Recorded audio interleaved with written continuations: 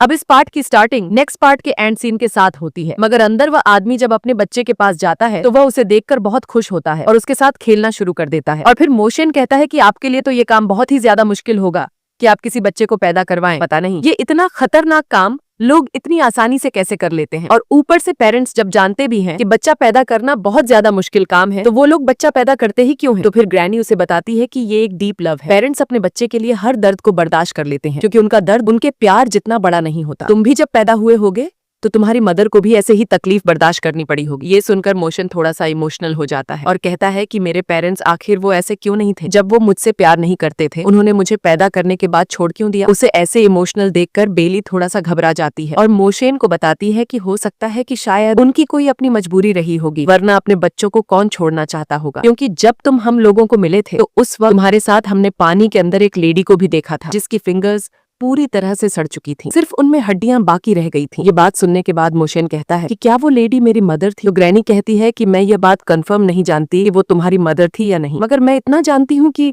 उसने अपनी जान कुर्बान करके तुम्हारी जान को बचाया। वो उस रिवर के पूरे रास्ते तुम्हें प्रोटेक्ट करती आ रही थी, यहाँ तक कि उसका पूरा अपना ही जिस्म खत्म हो गया था, मगर उसके बावजूद भी उसने तुम्हें हम तक पहुंचा ही दिया। और यह जेट पेंडेंट जो तुम्हारे गले में है, यह तुम्हारे बचपन से ही गले में मौजूद था। शायद यह तुम्हारे पेरेंट्स की कोई निशानी है, वो तुम्हें इसके जरिए पहचान सकते हैं और हो सकता है कि इस जेट पेंडेंट के जरिए तुम एक दिन अपने पेरेंट्स को दोबारा से ढूंढ लो। ये सुनकर मोशन बिल्कुल ख्यालों में गुम हो जाता है और दूसरी तरफ फिर वो ब्लाइंड ग्रैंडपा ऊपर पेड़ की तरफ देखता है और फिर कहता है कि इससे लग रहा है कि शायद उस स्नेक को जानबूझकर यहाँ पर किसी ने छोड़ा था। उस स्नेक को ग्रो करने का तरीका एक मैजिकल मेथड है जो कि किसी ने यहाँ पर सीक्रेटली परफॉर्म किया है। वो स्नेक तो मर चुका है, मगर उसके बावजूद भी यह ट्री रिकवर नहीं हो पा रहा। इसका मतलब ये है कि उस स्नेक का जो भी ओनर है वो अभी भी इसी विलेज के अंदर मौजूद होगा। इतना कहते ही वो अचानक से मोशन को आकर डराता और कहता है कि हो सकता है कि रात को वो तुम्हारे पास आकर तुम्हें डराने की कोशिश करे, मगर ग्रैनी उसे एक जोर से लात मारते हुए उठाकर दूर फेंक देती है और कहती है कि मेरे बच्चे को इस तरह डराने की कोशिश मत करना, आज रात तुम्हें ही पहरा देना है और तुम पूरी रात बाहर रहो। और इस तरह ग्रैनी कहती है कि ठीक है, मैं रात को ड्यूटी कर लूंगा, मगर इसे भी मेरे साथ लेट नाइट तक मौजूद रहना ही होगा। ये कहते हुए वो वहां से जाता है और जाते हुए कहता है कि आजकल तो लोगों का दिल ऊपर से कुछ और है, अंदर से कुछ और है। मगर देर में मोशन अपनी ग्रैनी से कहता है कि आखिर लोग इस तरह स्नेक्स को ग्रो करके बेबीज को क्यों खा रहे हैं? तो ग्रैनी बताती है कि यह मेथड सिर्फ और सिर्फ बच्चों के सोल और एसेंस को अब्सॉर्ब करने के लिए यूज किया जाता है, ताकि वो लोग उस एसेंस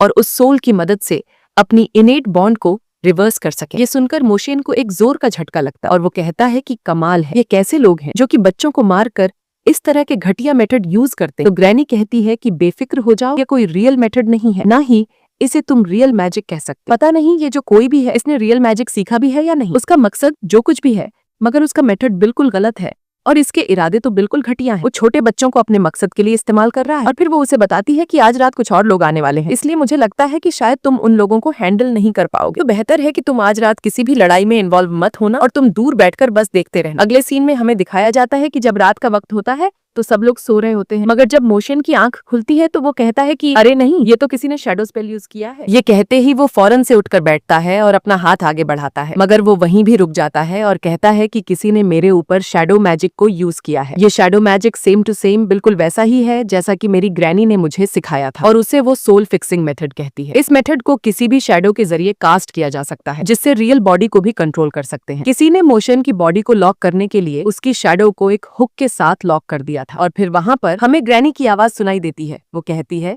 कि तुम्हारी इतनी हिम्मत, तुम मेरे सामने मेरे बच्चे के ऊपर इस तरह की शैडो टेक्निक यूज कर रहे हो। इतना कहने के बाद हमें वहां पर किसी के हंसने की आवाज सुनाई देती है जो कि सीधा ग्रैनी के कमरे की तरफ जाती है और जाते ही कहता है कि हमारे लीडर की वाइफ आखिर इतनी ज्यादा जालिम कैसे हो सकती है? हम लोगों ने तो सोचा भी नहीं था कि तुम एक ओल्ड लेडी बनकर यहाँ पर लोगों की मदद करती फिर रही होगी। सच में बहुत शर्म की बात है कि हमारा सेक्ट, जो कि दुनिया का नंबर 1 मैजिकल सेक्ट है, उसकी एक लीडर ऐसी एक आम जिंदगी गुजार रही है। मोशन देखता है कि वो जो कोई भी बंदा है वो इस वक्त ग्रैनी के रूम में है और वो बंदा मैजिक स्पेल्स में बहुत ज्यादा एक्सपर्ट लग रहा है। शायद वो इस वक्त इट्स मैजिक लेवल में है और उसके पास 3rd मैजिक मेरिट भी है। इस तरफ ग्रैनी फिर उस बंदे से कह रही होती है कि अच्छा, तो तुम यहाँ पर सिर्फ मेरे लिए आए हो? जिसके बाद वो डीमन उससे कहता है कि अगर तुम एक डीमन नहीं बनना चाहती तो फिर तुम बिना वजह ही अपने मैजिक स्किल्स को इम्प्रूव क्यों कर रही हो? आखिर सबको फायदा ही क्या? ये कहते ही वो फौरन से अपना वेपन निकाल लेता है और कहता है फौरन से वो मैजिक बुक मेरे हवाले कर दो। तो फिर ग्रैनी उससे कहती है कि वो बुक हमें हमारे नेचर को फॉलो करना अलाउ करती है, न कि हमारे नेचर को एक इविल नेचर में कन्वर्ट करना सिखाती है। और मैं जानती हूँ कि तुम्हारे जैसे लोग टियानमो सेक्ट में बहुत सारे हैं। इसी वजह से टियानशन सेक्ट अब टियानमो सेक्ट को लाने लगा है। इतना कहते ही ग्रैनी अपने थ्रेड टेक्निक की मदद से उसे चारों तरफ से जकड़ लेती है और वो बंदा बिल्कुल हिलने के भी काबिल नहीं रहता। मोशन उस खिड़की से सब कुछ देख रहा होता है कि ग्रैनी उस बंदे को कैसे कंट्रोल कर रही है। और फिर उसे याद आता है कि ग्रैंडपा वांग चेन ने बताया था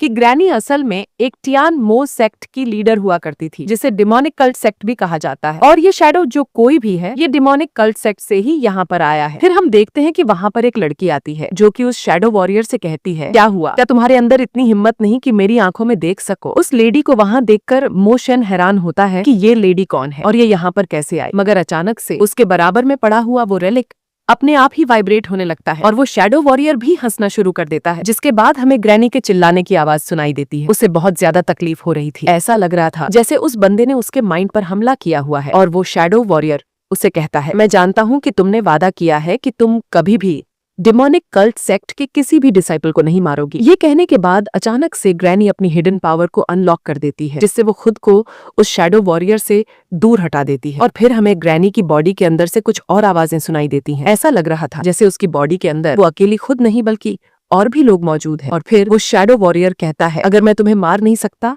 तो क्या हुआ, मैं तुम्हें अपने साथ एक डीमन तो बना सकता हूँ। इस वक्त मैंने अपनी डिमोनिक टेक्निक से तुम्हारे माइंड को डिस्टर्ब कर दिया है, जिसकी वजह से तुम्हें मारना अब और भी ज्यादा आसान है। इस तरफ मोशन देखता है कि उसकी ग्रैनी खतरे में है। वो खुद को उस हुक से आजाद करवाने की कोशिश करता है ताकि वो अपने शैडो को रिलीज कर सके। मगर अचानक उसे अपने ग्रैंडपा वांग चेन की बात याद आती है। उसने बताया था कि उस रेलिक में ऐसी पावर है जिससे माइंड को दोबारा से कंट्रोल किया जा सकता है। इसके अंदर मौजूद 12 रिंग हमारी थॉट्स को एक पॉइंट पर फोकस कर देते हैं। इस तरफ वो शैडो कह रहा होता है कि एक बार तुम्हें मैं मार दूं तो उसके बाद मैं तुम्हारी पोजीशन और तुम्हारा सब कुछ ले लूंगा। ये कहते ही वो एक नाइफ के साथ बहुत तेजी से उसे मारने के लिए आता है और उसके गले के बिल्कुल पास पहुंच जाता है। मोशन दूसरी तरफ से उस नेल को अपने शैडो से अलग कर देता है और फौरन से उस रेलिक को यूज करके उस वॉरियर को ग्रैनी से दूर हटा देता है। और हमें दिखाया जाता है कि उस रेलिक की पावर की मदद से वो वॉरियर वहीं पर ही रुक गया था। और फिर उस रेलिक के अंदर से कुछ आवाजें सुनाई देती हैं जो कि अलग अलग तरह के मंत्र होते हैं। मोशन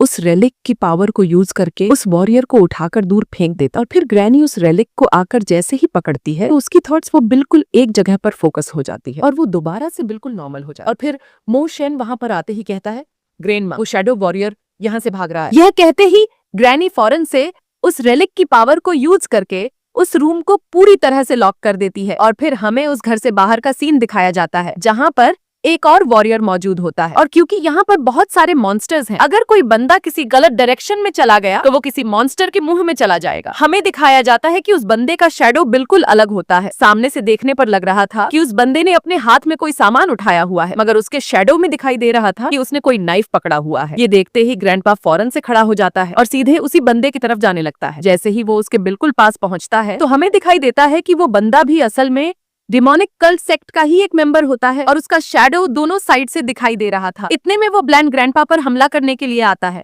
मगर अचानक से उसके दोनों शैडोज वापस से उसकी रियल बॉडी में आ जाते हैं। और ब्लैंड ग्रैंडपा उससे कहता है, मैंने सुना है कि टियानमो सेक्ट के बहुत सारे वॉरियर्स यहाँ पर आए हुए हैं और जहाँ तक मैं जानता हूँ डिमोनिक कल्ट सेक्ट के 360 चर्चेज मौजूद हैं और उनमें से एक सेक्ट तो ऐसा है जो सिर्फ असैसिनेशन के लिए ही मशहूर है। इतने में वो अपनी स्टिक को उस बंदे के शैडो से बाहर निकालता है और हमें पता चलता है कि ब्लैंड ग्रैंडपा ने उस बंदे के शैडो पर स्टिक मारकर उसका काम तमाम कर दिया था। दूसरी तरफ वॉरियर बिल्कुल हैरान होकर कहता है, मैंने सोचा भी नहीं था कि हमारे लीडर की वाइफ वो हमारी कल्ट बुक को लेकर भागेगी और वो यहाँ पर एक स्पीर गोट के साथ आकर छिपकर जिंदगी गुजारेगी। हम लोग बस अपनी कामयाबी से एक कदम की दूरी पर हैं। ये कहते ही वो वहीं पर गिर पड़ता है और कहता है, हमारा डीमन पैलेस बस कुछ ही दूरी पर है। अगले सीन में हमें दिखाया जाता है कि जब सुबह होती है तो वो लोग दोबारा से अपने डशू में जाने के लिए उन लोगों को गुड बाय कहकर वहां से वापस चले जाते हैं। वापस जाते हुए फिर मोशन अपनी ग्रैंडमा और ग्रैंडपा से एक के बाद एक सवाल करना शुरू करता है और कहता है, मैंने सुना है कि ग्रैंडमा के पास भी एक अपना शैडो मौजूद है जिसे वो इविल शैडो कहती है। और ये डेमोनिक क्यूल्ट सेक्ट क्या है, इसके बारे में तो आपने मुझे कभी भी नहीं बताया। और वो ब्लैंड ग्रैंडपा से कहता है, बाहर उस वॉरियर को किसने मारा था, और उस मैजिक बुक के बारे में आप लोग क्या जानते हैं? आखिर रूम में वो नई लड़की कौन थी जो कि उस रूम में उस शैडो वॉरियर के साथ बात कर रही, और आखिर ये डीमन कल्ट सेक्ट के मास्टर की वाइफ कौन है? वो अपने ग्रैंडपा और ग्रैंडमा से बार बार सवाल पूछे जा रहा था, जिसकी वजह से ब्लैंड ग्रैंडपा उससे तंग होकर आगे की तरफ जाता, मगर अचानक से वो डिस्ट्रैक्ट होकर एक ट्री से टकरा जाता और वहीं पर गिर पड़ता। और मोशन कहता है, अरे ये क्या, लगता है मैंने अपने ब्लैंड ग्रैंडपा को मार डाला। मगर फिर ग्रैनी कहती है, चलो खड़े हो जाओ, मरने का नाटक मत करो। ये कहते ही वह अपने पैरों से उसे लात मारती। तो ब्लैंड ग्रैंडपा उसके अटैक को रोकते हुए खुद को बचाता है, और ग्रैनी फिर भी उसे एक जोर से लात मारती। और वो मोशन को बताती है, टियान मो सेक्ट ये दुनिया का सबसे बड़ा मैजिकल सेक्ट, और एक टाइम पर मैं भी उसी डिमोनिक कल्ट सेक्ट का एक हिस्सा हुआ करती थी। ये सुनकर मोशन हैरान रह जाता है, और फिर ग्रैनी उस ब्लैंड ग्रैंडपा को टांग से पकड़कर खींचना शुरू करती है, और मोशन को बताती है, इनर डीमन असल में ये एक ओल्ड डीमन है जो कि डिमोनिक कल्ट सेक्ट में हुआ करता था। उसकी मेरे साथ दुश्मनी थी क्योंकि मैं उसे रिफाइन करना चाहती थी, मगर क्योंकि मैंने वो डिमोनिक कल्ट बुक ही फिर चुरा ली, तो उसके बाद से सारे के सारे डीमंस मेरे पीछे पड़े हैं, और ऊपर से वो इनर डीमन अब खत्म हो चुका है। ये सुनकर मोशन कहता है, अगर वो डीमन खत्म हो गया है तो इसका मतलब है कि आप बिल्कुल सेफ एंड सिक्योर हैं। मगर ग्रैनी उसे बताती है, वो डिमोनिक कल्ट बुक टियान मो सेक्ट की एक फाउंडेशन बुक है। अगर वो बुक उन लोगों को वापस मिल जाती है तो वो लोग